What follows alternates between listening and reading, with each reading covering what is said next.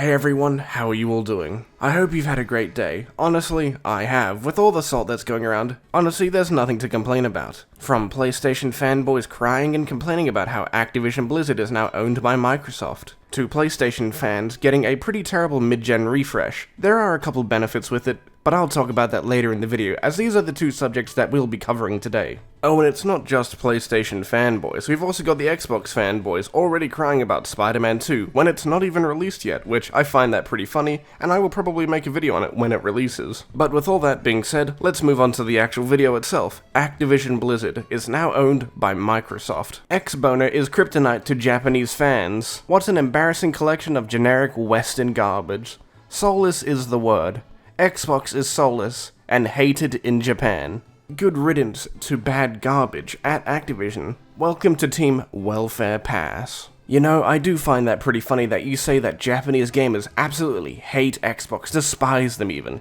Yet some of the people I play with are from Japan, and the only game that we enjoy playing more together is For Honor through and through, and they love that game. They love some of the games that come out of the West, and I love some of the games that come out of Japan, like Yakuza. I find those games incredibly fun, and if I did not have Game Pass, I would have never played them, so I'll thank Game Pass for that one. I do kinda find it funny that you call Xbox soulless and garbage when, you're calling games like Doom Eternal garbage and soulless, when in reality that game is far from soulless. Honestly, when I think of a soulless company and how they approach some of their games, I think of Sony's remasters. Even though I don't like Last of Us 2, that still had a soul put into it. That still had a reason to exist in most people's eyes. As much as it was not the game that we all liked, or actually wanted at all from any of this. And then Sony comes along, or Naughty Dog even, and then they're now going to make a remaster of the game when it's not even been out for 4 to 3 years. And that's honestly pretty annoying, because there's no point for it to exist. I consider all of these remakes and remasters of games that either don't need it for already having one that works completely fine on the modern hardware as pretty soulless. Microsoft, Xbox,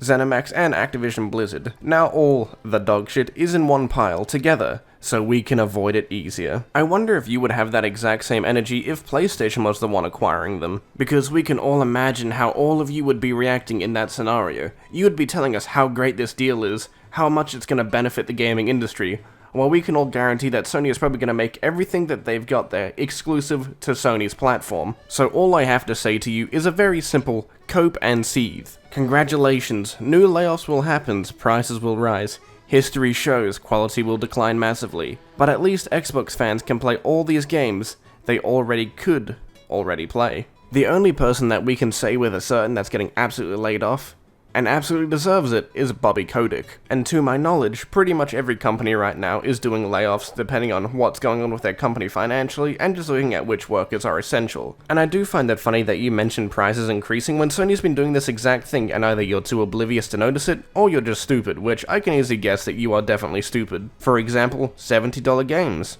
A $40 US increase to your subscription service. And now, the mid-gen refresh gouging you for your money and seeing how far they can push it. And it's also hypocritical that you talk about quality of games dropping, when Sony's quality has been dropping pretty hard from the remasters not performing well on their PC ports and not really being worth any money on the PlayStation front. Oh, and let's not forget, some of them even have less features than the original remasters that they're trying to do. I'm looking at you, Last of Us factions. And don't you worry, I can put these exact same things at Microsoft as well, because if we look at the quality of day one release of Halo Infinite compared to what it is now, by the way, the game absolutely slaps, I would recommend a download, and stuff like Starfield and many other these games that have a declining quality, both companies suffer this issue. It's not just a PlayStation issue. Glad that the ABK deal is done, so we can go back to mocking Xbox for being dogshit until they close up shop in 2027, per Phil Spencer's leaked emails. Spider-Man 2 time, let's go. J-Dub, you really are a special character. Do you actually believe Microsoft would leave the gaming industry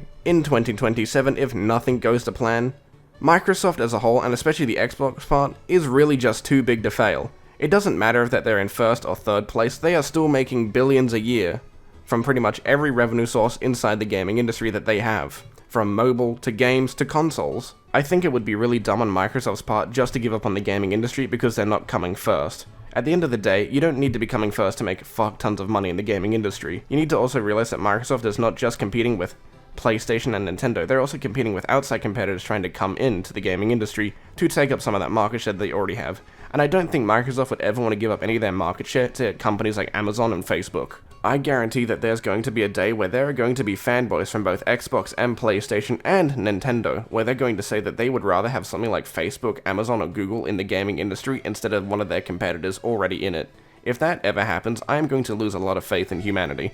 To celebrate Microsoft's acquisition of Activision, here's a quote from the late Steve Jobs. This is pretty much the pot calling the kettle black. You know, Apple hasn't really had an original idea pretty much ever since their iPhone, and every new release that doesn't really change it. You know what, fuck it, I'm not even gonna bother trying to argue it. We're gonna go rate my AI art, the top 5 best AI art that I've generated right now, and I'm sure all of you are going to love it. We have Kratos and Peter Griffin throwing gang signs. It's unknown if which one is actually a blood or a crip, but it's safe to say that one of them's not going to survive. Second, we have Kratos and Peter trying to figure out a 2x2 Rubik's Cube. Honestly, it's incredibly hard. I'm surprised they were able to get this far, so I'll give them credit where credit's due. For our third one, it looks like Master Chief and Kratos are helping Peter Griffin figure out a 4x4 Rubik's Cube, and let's just say Peter does not look happy. It looks like he failed, and Master Chief and Kratos look like they're gonna kick the absolute shit out of him. The fourth AI image is IRS Agent Kratos, so I thought that was actually pretty cool. It actually looks pretty good. I could use that as a profile picture. You know, if Kratos worked for the IRS, I think I'd actually start paying my taxes, because, you know, nothing says scary more than the God of War showing up at your doorstep with,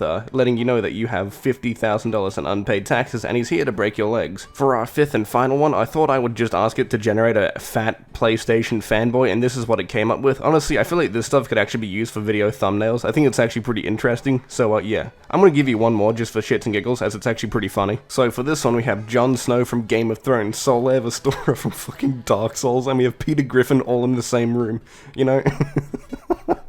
This shit's actually fucking amazing, and I'm gonna have way too much fun with this AI. If any of you want it, I'll drop it in the comments. So let's cover our last fanboy talking about the Activision Blizzard acquisition, so we can move on to the PlayStation's mid-gen refresh. Funny how this $70 billion acquisition will be forgotten next week when Spider-Man 2 drops. Is that so? Will you really stop talking about Xbox when Spider-Man 2 drops? Because I can guarantee you're going to use Spider-Man 2 as ammo to shit on Xbox and any of their products that they release. It seems as simple as that. You've done it all the time, and I don't think anything's going to change this time around with Spider-Man 2, because I can guarantee you are going to use Spider-Man 2 to go after Starfield. You've done it time and time again with many other games, so don't consider me surprised if you do. Now we can finally move on to the PlayStation mid-gen refresh. This is going to be fun. There's not many fanboys we need to talk any shit about, but we can mainly just point and laugh at some of the stupid decisions Sony has made. Except for this fanboy right here, I just want to laugh at him. Who would have guessed it's Salt King? Xbox talking shit cause they have to play on that trash can of a console. It'll be okay. You know, King Thrash is a pretty weird looking Xbox fanboy, wouldn't you think? I remember him making a tweet where he was dogging on this mid-gen refresh. You know, good on him for actually shitting on it. It actually deserved criticism, and I think he made the right choice there.